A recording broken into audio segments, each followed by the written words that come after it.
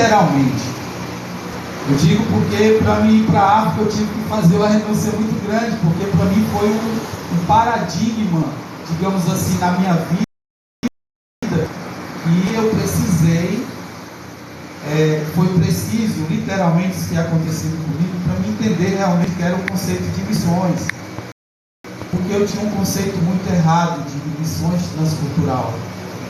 Porque na minha concepção, missão transcultural, a pessoa só tirava o dinheiro da igreja, e não é bem assim que funciona, porque Deus tem uma determinação para tudo dentro da igreja. Nós temos missões transcultural, nós temos missões cultural e temos missões locais. Tudo isso é missão. Não deixe de envolver a igreja e missionários da igreja ou não, ou que ela venha a ser o missionário ou não da igreja, mas que envolve sim um contexto muito maior daquilo que a gente pensa. E consequentemente o missionário é visto como alguém caracterizado por uma disposição incrível de renúncia. Na concepção de outros, o ministério missionário é exercido por pessoas que têm um amor a Deus um pouquinho acima da média. Certo? Só fazendo os paradigmas aqui, para a gente ter mais ou menos uma noção. Não é que o irmão não tenha mais amor ou menos amor.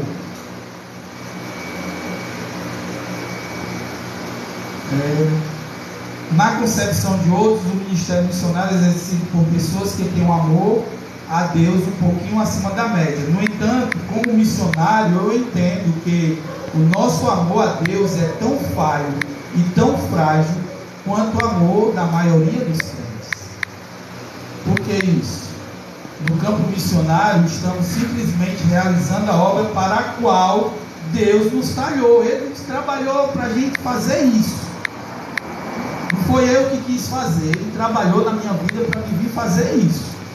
A gente nunca, eu sempre falo isso aqui, que a gente nunca faz aquilo que a gente realmente quer fazer. A gente tem que fazer aquilo que Deus quer que a gente faça. Eu sempre falo nos cultos de missões que, quando eu dou meus testemunhos, eu nunca, jamais queria ir para a África para ver aquilo, passar por aquilo, ver o sofrimento real, verdadeiro, passar por momentos de aflições, de ser poldado literalmente naquilo que você pensa que você vai fazer. Eu sempre dizia e digo que para mim era preferível estar na Taíba, lá onde meu pai morava, pregando na beira da praia, depois terminava o culto ali na beira da praia, pregando para os pescadores, ia comer um peixinho e tal, seria show de bola, do que passar 45 dias num sol escaldante, 45 graus e 56 a sensação térmica. É muito complicado. Passei mal 2 vezes, desmaiei tudo. Mas tem essa, porque eu sempre digo também que as pessoas endeusam muito, querem botar um patamar muito alto para o missionário. Aqui, principalmente aqui no Brasil, aqui, as pessoas que é missionário, mas tem outras igrejas que já coloca de lado, já não dá tanta importância. No campo missionário, estamos simplesmente realizando a obra para a qual Deus nos falhou, de maneira que o que fazemos não é o resultado de um amor acima da média, nem de uma capacidade extraordinária de renúncia. Não é. Estamos fazendo literalmente aquilo que Deus quer que a gente faça. Quando renunciamos a tudo, não é porque eu tenho um amor superior a outras pessoas, é porque Deus trabalhou para que eu renunciasse a tudo, e que eu venha a entender que a minha renúncia, não é que a minha renúncia é maior ou menor, ou igual a de qualquer outra pessoa que está renunciando a sua vida literalmente para Deus. É de acordo com o que Deus trabalha na minha vida. Ele vai me capacitando, Ele que vai me instruindo, Ele que vai me fortalecendo para que eu possa literalmente me desenvolver para Ele. Porque se for pela vontade da gente não faz não. Faz nada, não tem nem perigo. Negativamente falando, devido à atitude de alguns missionários, esse termo ministério evoca na mente de alguns o conceito de pedinte, missionário que só quer dinheiro. A gente escutou um bocadinho disso, não foi, amor? Nas igrejas aí que a gente passou. Ou mendigo que passa pelas igrejas levantando fundos para suprir suas necessidades e de sua família. Na mente de outros, o termo missionário evoca a ideia de que alguém que vive pela fé, mas uma fé mendigante. Aquela fé que só serve se o povo me dá. E não é bem assim que funciona com Deus. Quando você se dispõe literalmente a fazer a vontade de Deus, Ele manda tudo. Ele manda as provisões, Ele manda os suprimentos, Ele manda tudo. As pessoas têm um conceito muito errado de viver pela fé. As pessoas pensam que viver pela fé é eu bater lá na sua porta e sou missionário, vamos lá, a gente está fazendo uma obra. Não, porque quando você se desenvolve literalmente para fazer a vontade de Deus, Ele supre todas as necessidades, Ele vai levantar as pessoas certas para manter a obra dele, não a obra nossa. Ele vai levantar as pessoas certas. Ele vai levantar as pessoas para suprir as suas necessidades, para que você possa fluir na obra do Senhor. Tanto financeiramente, como para você se alimentar, para você poder fazer as suas necessidades, digamos assim, no campo.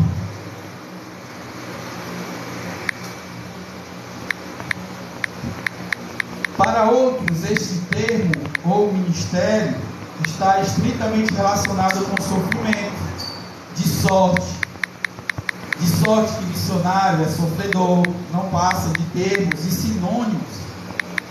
Eu me lembro que uma vez a gente foi fazer um evangelismo, acho que foi numa praia, e lá a gente foi até evangelizar, a gente foi fazer foi um evento numa praia, e lá o pessoal tinha um conceito ainda muito conturbado ainda de missões, e no outro dia a gente foi para a praia, e o pessoal fizeram almoço, um banquete para a gente. Aí a gente ficou falando, realmente as pessoas têm um conceito muito errado do que é missões, porque as pessoas pensam que o missionário tem que sofrer, tem que ralar. Mas não, quando você de verdade está fazendo a vontade do Senhor, Ele manda os manais, Ele manda o suprimento necessário para que você possa fazer o seu movimento. Nesse dia fomos altamente acolhidos, as pessoas amados, sabe, se dispuseram, porque a casa do irmão não vai, não, mas vamos arranjar outra casa, não se preocupe, vocês vão ficar bem acolhidos. Sabe, foi assim um mover muito, muito diferente, não que outras pessoas não tenham feito isso, mas nesse dia, foi um mover tão grande do Senhor, que no outro dia a gente estava conjecturando justamente isso. Eu caí. A Cecília ainda caiu da cadeira. Foi um evento assim muito bem interessante, porque eu ia dizer assim, não só porque tu não tem noção de como elas vão inventar de subir na cadeira, bufo no chão. Para alguns o termo missionário traz à sua mente a imagem de uma pessoa que vive e que vivencia experiências esdrúxulas, essas coisas assim, bem fantasmagóricas, né? Tem pessoas que pensam isso. Podemos acrescentar ainda a tudo isso a concepção que alguns têm de missionários como aquele que é menos preparado que um pastor de igreja. O lema desse é: como ele não serve para ser pastor, então vamos enviá-lo como missionário. A gente também já viu isso muito acontecer. No entanto, meus amados, como deve ser encarado o ministério missionário?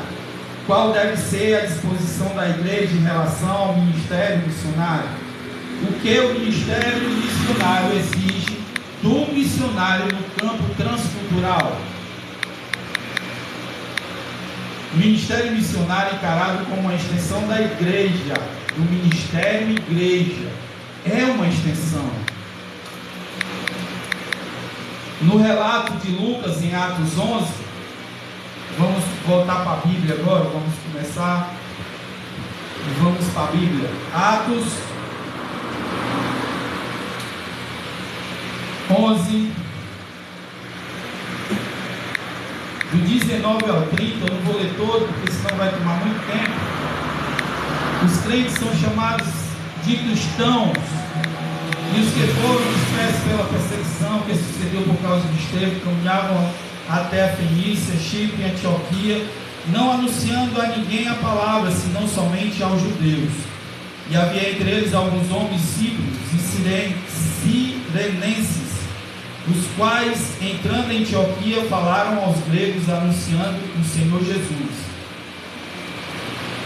E a mão do Senhor era com eles, e grande número creu e se converteu ao Senhor. Quem quiser escrever aí, anotar, Atos 11, 19 ao 30. Vamos para 12, 25. 12, 25, diz o que lá? E Barnabé e Saulo, havendo terminado aquele serviço, voltaram de Jerusalém, levando também consigo a João, que tinha por sobrenome Marcos. E 13, 3, eu vou já falar sobre esses textos que eu estou trazendo. O qual, vendo a Pedro e a João, Atos 12, 25. Aí depois 13, 3. Então, jejuando e orando e pondo sobre eles as mãos, os despediram. Percebemos o forte vínculo que existe entre a igreja de Antioquia e os seus missionários, certo? Em primeiro lugar, Barnabé e Saulo, antes de serem enviados ao campo missionário, prestaram um grandioso serviço na igreja de Antioquia. Eles investiram tempo na evangelização, instrução, discipulado e crescimento espiritual dos cristãos daquela igreja. Atos 11, 26, Atos 11, perdão.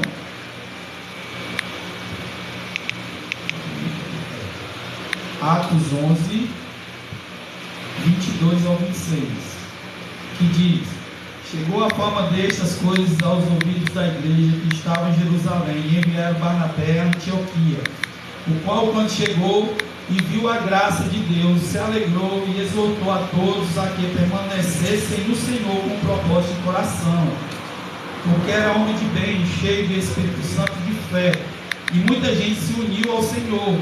E partiu Barnabé para Tarso, à busca de Saulo, e enchendo e conduziu para Antioquia. E sucedeu que todo um ano se reuniram naquela igreja e ensinaram muita gente. E em Antioquia foram os discípulos, pela primeira vez chamados cristãos. Esse versículo, meus amados, entre a igreja e missionários, pode ser visto também lá em Atos 11:30, porque eles com efeito fizeram, enviando aos anciões por mão de Barnabé e Saulo.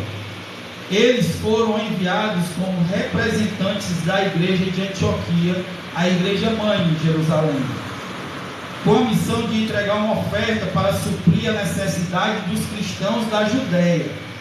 Isso nos dá uma ideia e uma boa dica de que eles gozavam de uma confiança gigantesca da igreja. Em Atos 13, que eu já li aqui, 13:3, né? 13:3. Então, jejuando e orando e pondo as mãos sobre eles, os despediram.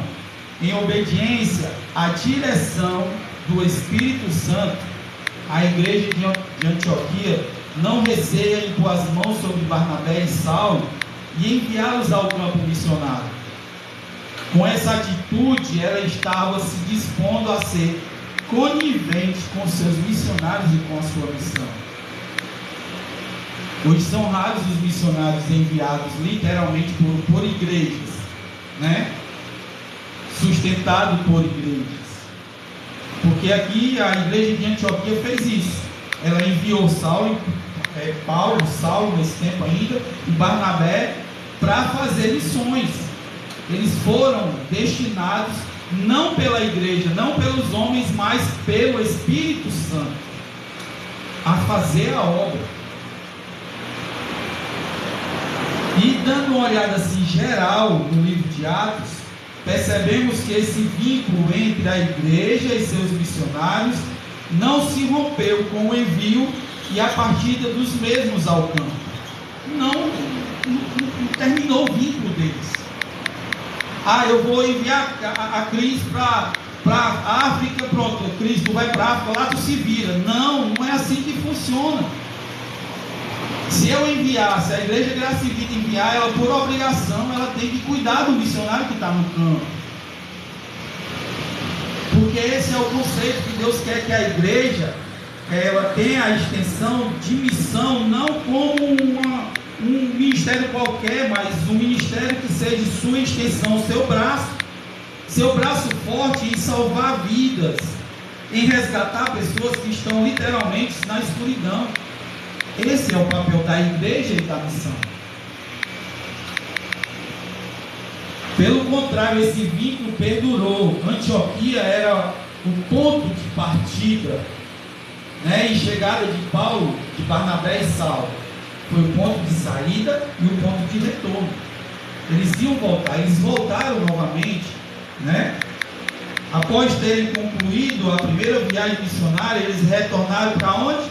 Antioquia. Ali deram um relato do que Deus fizera por intermédio deles e permaneceram um bom tempo na igreja. Atos 14, agora aí Atos 14, 26 ao 28. E dali navegaram para Antioquia, de onde tinham sido encomendados à graça de Deus para a obra que haviam cumprido. E quando chegaram e reuniram a igreja, relataram quão grandes coisas Deus fizera por eles e como abrira aos gentios a porta da fé. E ficaram ali não pouco tempo com os discípulos.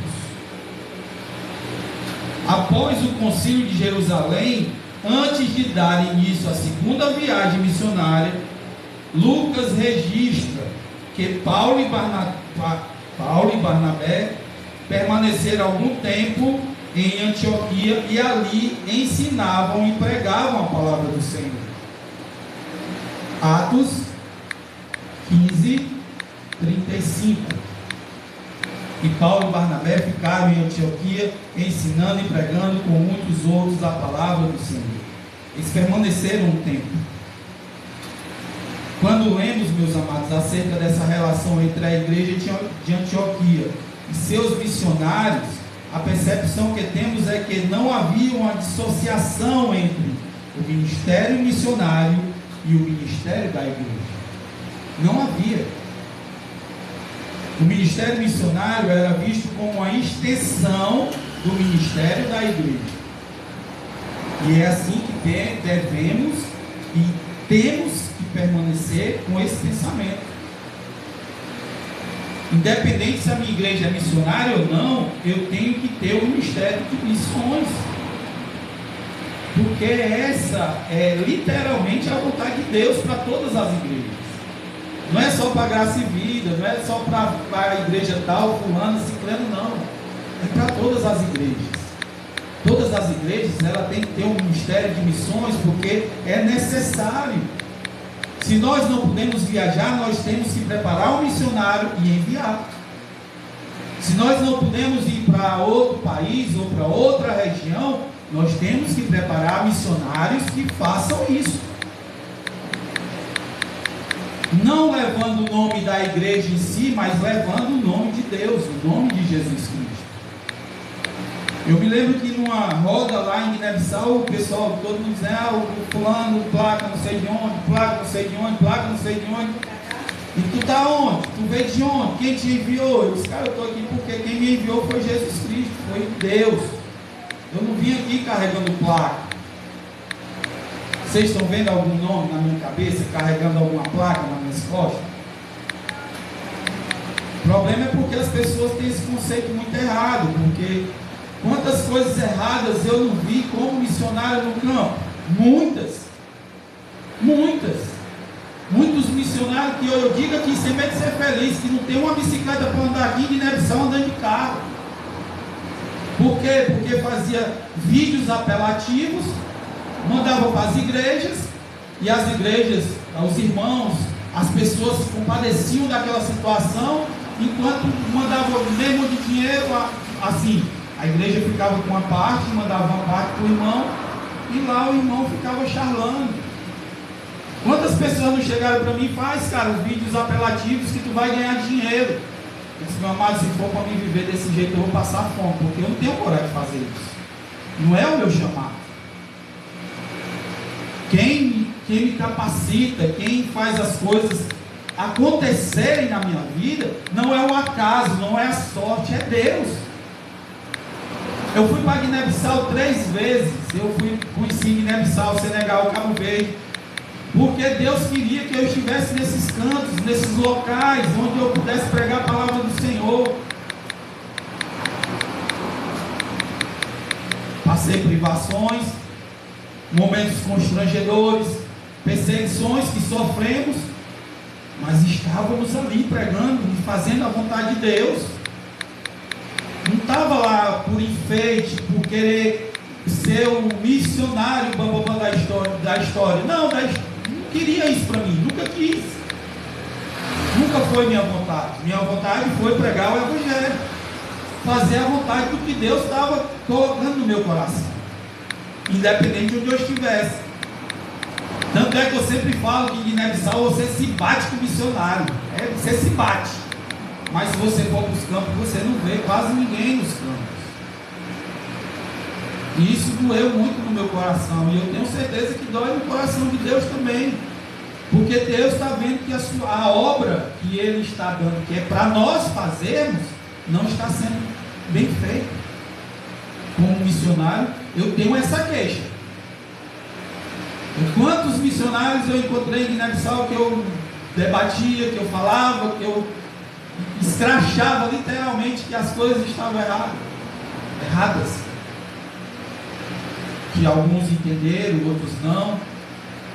Mas eu sei que Deus está fazendo mover, está fazendo o rebuliço.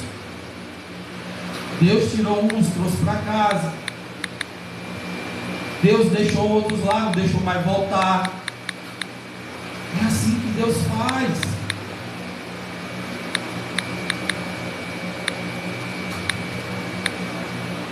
O ponto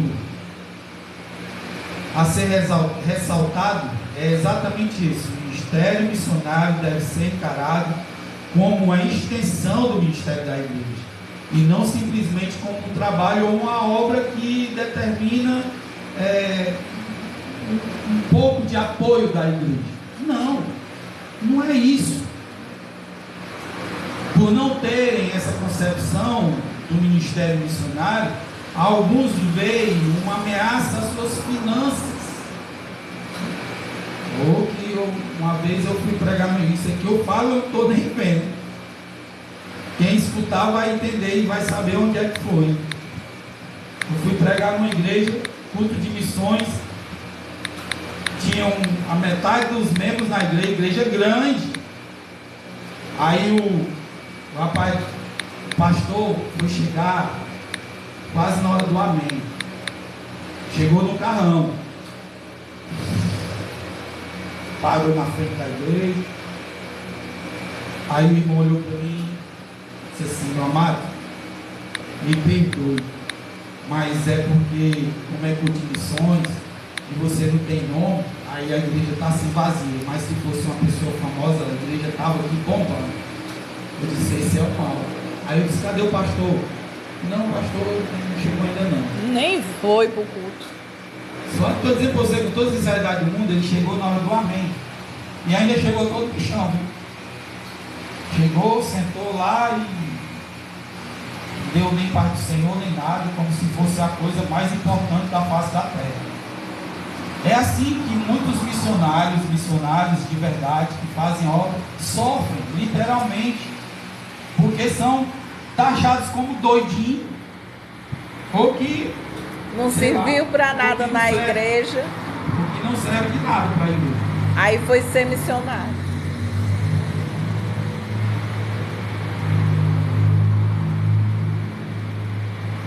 Os que assim pensam, meus amados, ainda que não tenham percebido, já absorveram completamente e já foram completamente absorvidos pelos valores da sociedade capitalista. É aqueles pastores que não estão nem aí com o campo missionário, só querem saber do dinheiro. Eu vou mandar missionário para o campo para quê? Não vai trazer ninguém para dentro da igreja. Olha o pensamento.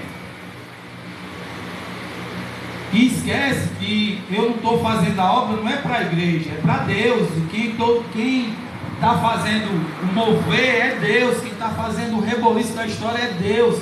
As almas que estão sendo salvas em Guiné-Bissau, no Japão ou em qualquer outro canto que o missionário esteja, não é para a igreja, é para Deus. E as pessoas esquecem esse pequeno detalhe. Eu não vou enviar o missionário porque eu vou gastar com passagem, com hospedagem, com isso, com aquilo outro, para ele não vai trazer retorno para mim. Olha a mentalidade da pessoa. E esquece que a obra é de Deus e Ele está mandando nós fazermos isso. As pessoas estão esquecendo esse pequeno detalhe. Igreja sustentando missionário no campo aí, o cara está charlando, brincando de ser missionário, viajando para cima e para baixo, ganhando salário bom, andando de carrão para cima e para baixo, enquanto outros missionários passando necessidade, passando fome, literalmente, esquecido pela igreja, largado literalmente. Eu disse que eu conheci os dois extremos, o que tem muito e o que tem muito pouco. Conheci os dois extremos, eu estive nos dois extremos e vi que a disparidade das igrejas em relação a missionários, para uns é bom e para outros é muito ruim. Tem um amigo meu, cito o nome dele, que é o Marcos. Ele estava em Guiné-Bissau, ele voltou, veio para o Brasil, provavelmente não volte mais. Passei um tempo com ele lá em Guiné-Bissau, lá em São Domingos. Cara altamente usado pelo poder do Espírito Santo. Uma visão extraordinária. Conversamos muito, debatemos muito sobre a obra do Senhor. E ele se queixava muito sobre isso. Cada vez chega missionário aqui que às vezes a igreja nunca mais mandou R$1 pro coitado.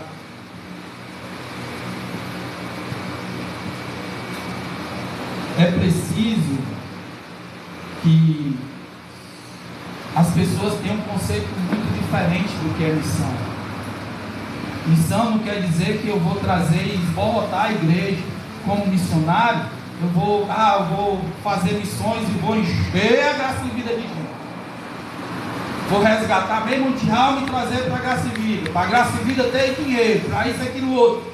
Se pensarmos dessa forma, eu vou dizer uma triste notícia, eu vou dar. A gente vai fechar as portas. Porque não é assim que funciona com Deus. A gente é bem miudinho, a gente tem bem poucas pessoas.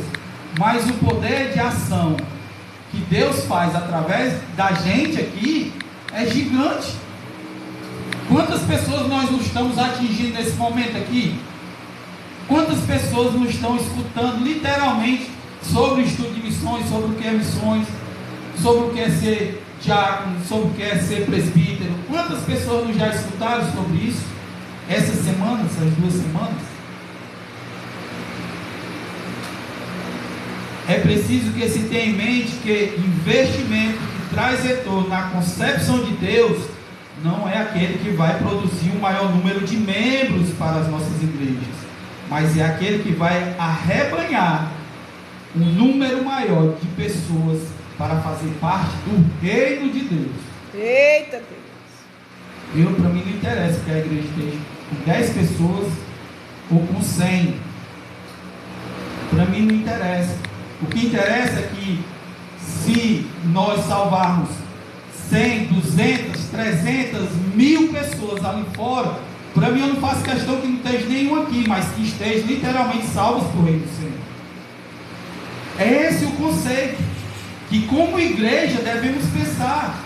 A gente tem que pensar, lógico, no templo, que temos que pagar aluguel, luz, água, isso, aquilo, outro.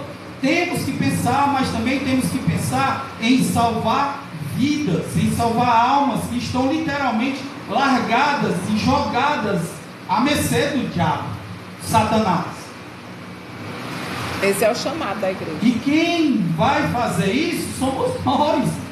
Deus está preparando a gente para fazer isso, literalmente, para nos dispor, para nos largar de tudo, para fazer a obra dele. É difícil? Muito, muito, muito, muito, muito. Como eu falei aqui, eu não queria ir para Guiné-Bissau, não. Eu queria ir para me levasse para a Europa, naquele tempo, para a Itália, que é lá na casa da Cris, Portugal. Não, pois é, não, eu sei, mas aí só que as pessoas têm um conceito diferente. Eu quero ir para a Europa, vamos lá, está frio na Europa, digamos, né? Aí na Europa tem mídia boa, tem um negocinho mais, as regaliazinhas. Aí você vai para Guiné-Bissau, você vai para dentro do mato, morrer de calor, e comer cheio de mosquito. Lá à noite, quando dá 6 horas, lá na primeira aldeia que a gente foi, quando deu 6 horas, lá anoitece mais ou menos umas 7 horas, vai anoitecer. Mas quando deu 6 horas, baixou uma nuvem de mosquito que escureceu. Foi impressionante. A primeira vez que eu vi isso, baixou uma nuvem de mosquito que ficou escuro. Eu disse, mas Deus, escureceu. Eu disse assim, não, quase toda noite essa chuva de mosquito vem, que vem do mar, né?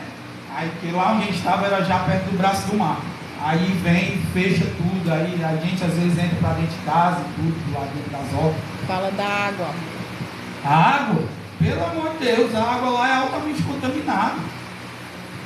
Lá a gente ia comprar, comprava um sacolezinho, um saquinho, que vinha de onde? Da Europa, né? Vinha da Europa, vinha da Itália, vinha da Portugal, vinha daquela região da Europa, que sempre mandava água para lá, para vender, né? Aí a gente comprava o saquinho, aí botava na geladeira, congelava, e era o que a gente mantinha. Isso quando a gente achava um irmão que tinha energia. Porque em Guiné-Bissau, no tempo que eu fui a primeira vez, não tinha energia. A energia era racionada. Estamos aqui digamos que estamos aqui no bairro de Fátima. Hoje vai ter energia aqui, ali no aeroporto não vai ter. Era assim. Aí passava de semana sem ter energia. A segunda vez que eu fui para Guiné-Bissau, a gente ficava indo na casa dos irmãos, onde tinha energia para poder carregar o celular, para poder falar com o povo, para dizer o que estava acontecendo, como estava. E era assim. Dormi de barraca, passei 15 dias dormindo na barraca.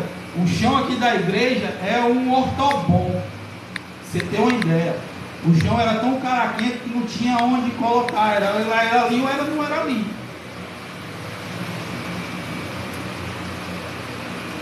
É uma das maneiras de sanar essa concepção deturpada acerca do ministério missionário. É encará-lo como uma extensão do ministério da igreja e não como algo à parte dela. Missão é a igreja.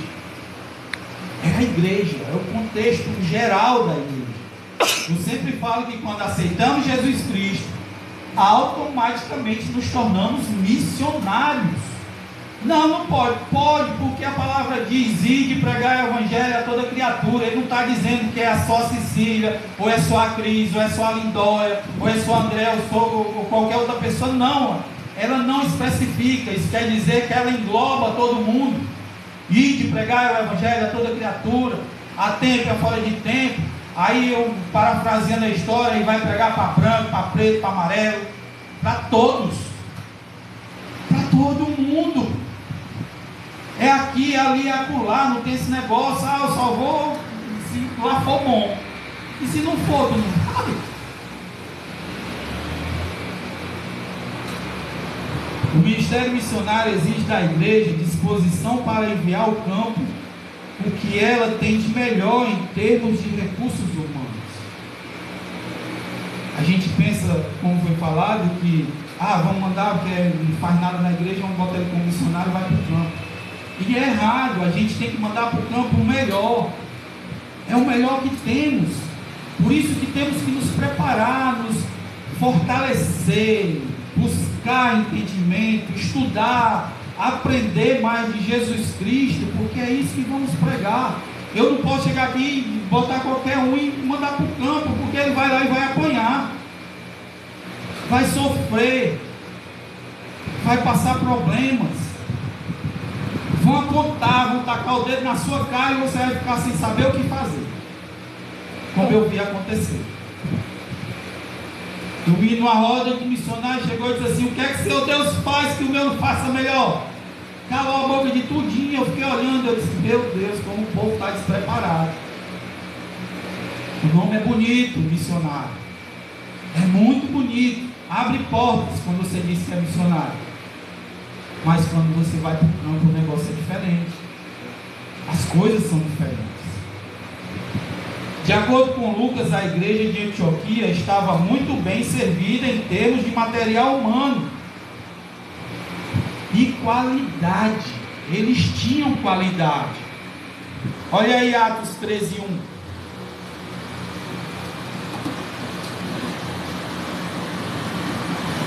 Atos 13:1 diz o quê?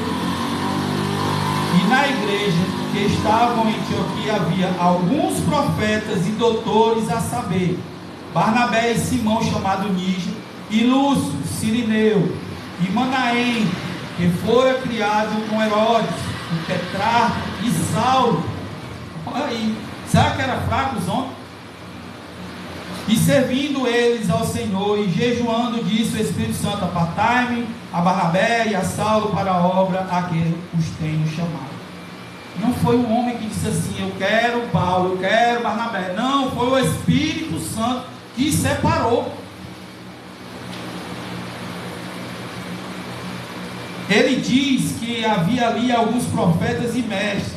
Ele não especifica quem era profetas e nem quem eram os mestres. Ele apenas apresenta uma lista geral, encabeçada por Barnabé e finalizada por Saulo.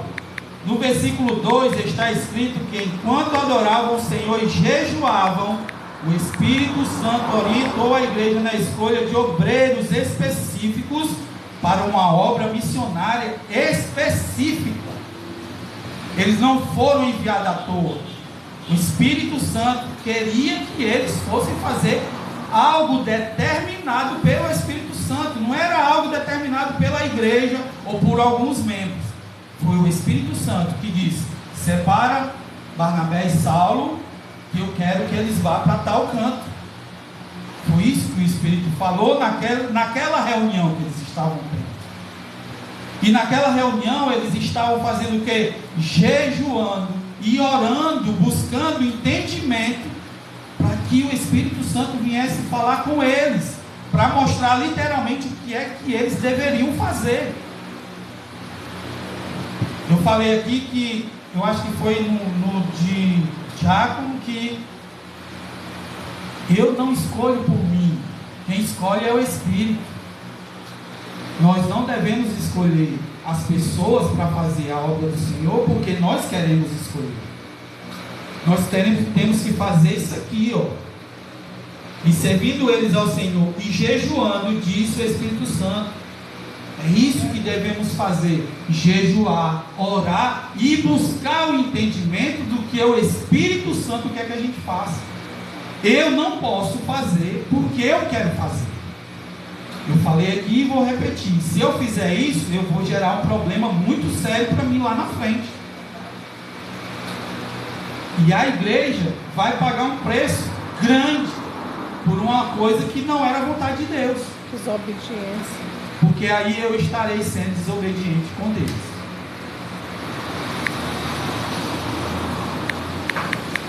Eles apenas apresentam uma lista geral encabeçada por Barnabé e Saulo. No versículo 2 está escrito que adoravam e jejuavam o Espírito Santo, e o Espírito Santo orientou a igreja na escolha dos obreiros. Em 13:3, a orientação do Espírito é: separem-me Barnabé e Saulo. É isso que ele faz, o Espírito Santo. É de notar que os homens chamados por Deus para a obra missionária eram os mais capazes da igreja. Não eram uns doidinhos qualquer. Não eram qualquer um, eram pessoas preparadas, capacitadas a fazerem aquilo. Eram pessoas escolhidas. Por que eram escolhidas? Porque o Espírito Santo sabia da capacidade de cada um, conhecia o coração de cada um, e sabia que se colocasse a obra nas mãos deles, eles iriam fazer a obra. Podia chover canivete, eles iam enfrentar a chuva de canivete, e iam fazer aquilo que estava traçado para eles. Por amor à obra missionária em outros locais, a igreja de Antioquia teve que se dispor a abrir mão do serviço de 2 de seus mestres mais destacados. Ela teve que se dispor a abrir mão do que ali tinha de melhor em termos de recursos humanos. Separem-me a Barnabé e a Saulo. O Espírito estava requerendo da igreja a disposição de abrir mão daqueles e daquele Barnabé, que já era reconhecido como um homem bom, cheio do Espírito Santo e de fé.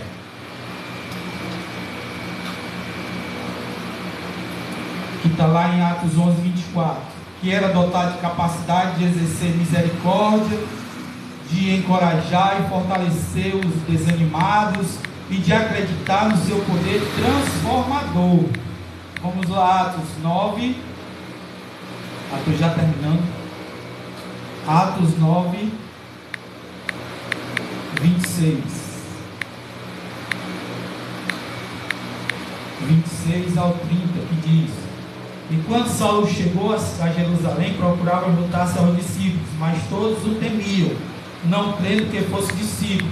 Então Barnabé, tomando-o consigo, o trouxe aos apóstolos e lhes contou como no caminho ele vira o Senhor e lhe falara, e como em Damasco falara ousadamente em nome de Jesus Cristo.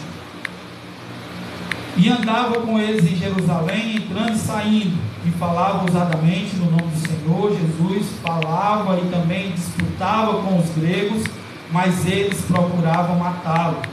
Sabendo, porém, os irmãos o acompanharam até Cesareia e o enviaram a Tarso. Estava requerendo também o envio daquele Saulo, que era intrépido e ousado, cheio do amor de Cristo, e que não tinha a vida como preciosa para si mesmo. Olha aí, Saulo já entendia que a vida dele, para ele, não importava mais, não interessava mais. Por quê? Porque ele entendeu o seu chamado. Ele entendeu. Aí anotei Atos 20, 24 e 21, 13. Deixa eu ver se só li aqui o 20, 24. 20, 24. Mas de nada faço questão, nem tenho a minha vida por preciosa, contanto que cumpra com alegria a minha carreira e o ministério que recebi do Senhor Jesus, para dar testemunho do Evangelho da graça de Deus. Olha aí, hein? E 21, 13, estou terminando já. Mas Paulo respondeu: que fazeis vós chorando e magoando-me o coração, porque eu estou pronto não só a ser ligado, mas ainda a morrer em Jerusalém pelo nome de Jesus Cristo. Será que ele se importava realmente com a vida dele? Com certeza, mas de jeito maneira.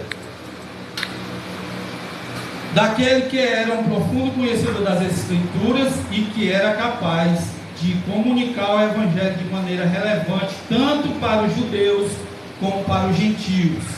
Anote aí, Atos 13, 13 e 32, 14, 6 ao 18, 17, do 15 ao 31. Não vou mais ler não, porque senão já estou extrapolando aqui no tempo. Atos 13, 13, 32, 14, 6, 18, 17, 15 ao 31. Amém? Resumindo, o Espírito Santo estava dizendo: separem-me o que vocês têm de melhor em termos de recursos humanos, para que os envie para a obra missionária. Era isso que o Espírito Santo estava dizendo. Ele queria mandar um cara que não tinha medo de nada, era destemido, não estava nem aí para o tempo. Ele queria pregar o Evangelho, ele não estava nem aí. E tinha que mandar um que era mais calmo, que era mais brando, que era mais amoroso, que tinha mais amor. Era isso.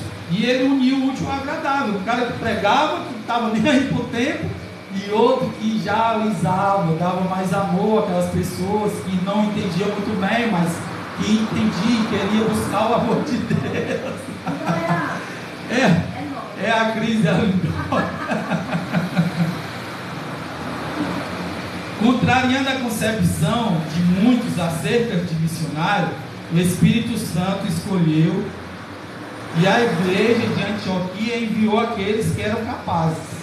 O Espírito Santo escolheu aqueles que já haviam exercido o ministério abençoado e frutífero na igreja local, que gozavam de confiança e do respeito por parte da igreja, que tinham uma boa reputação, que eram dotados de boas qualificações espirituais e morais, e por que não acrescentar intelectuais, aqueles que dispunham de ferramentas mais apropriadas para exercer o ministério missionário transcultural.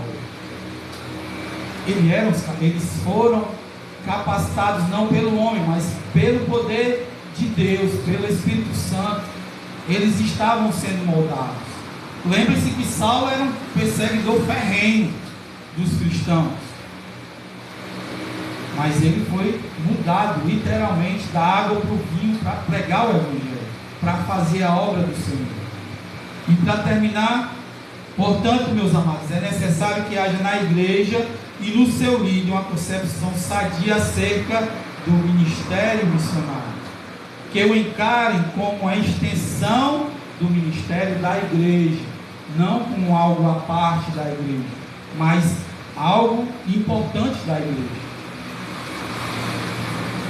E que haja uma disposição de abrir mão e de enviar ao campo missionário aqueles que Deus escolhe, e que eles, igrejas e líderes, entendam que são os melhores recursos humanos de que dispõem, e se percebem que os seus candidatos ao campo missionário ainda não estão aptos, que incentivem e ofereçam as condições para que eles se aperfeiçoem e adquiram o melhor preparo.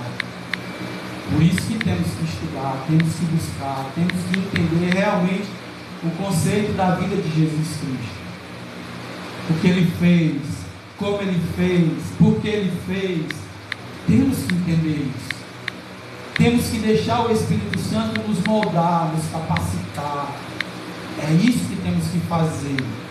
E temos que colocar uma coisa na cabeça: quem separa é o Espírito Santo. Quem capacita é o Espírito Santo. E Ele só vai fazer isso quando nós literalmente nos dispuser a Ele, deixar que Ele faça. Porque enquanto estivermos brigando entre carne e espírito, Ele não vai se meter. Quando nós entendermos o conceito literal de que é missão, vamos deixar literalmente o Espírito Santo tomar conta, e Ele vai nos capacitar, Ele vai nos moldar, Ele vai colocar em nós um coração audacioso, né? Se tivermos, Ele vai colocar mais audácia, né, nas nossas vidas. E é assim, intrepidez, é assim que Ele faz, e é assim que Ele nos prepara para fazer a obra do Senhor. Amém? Tem alguma coisa para falar?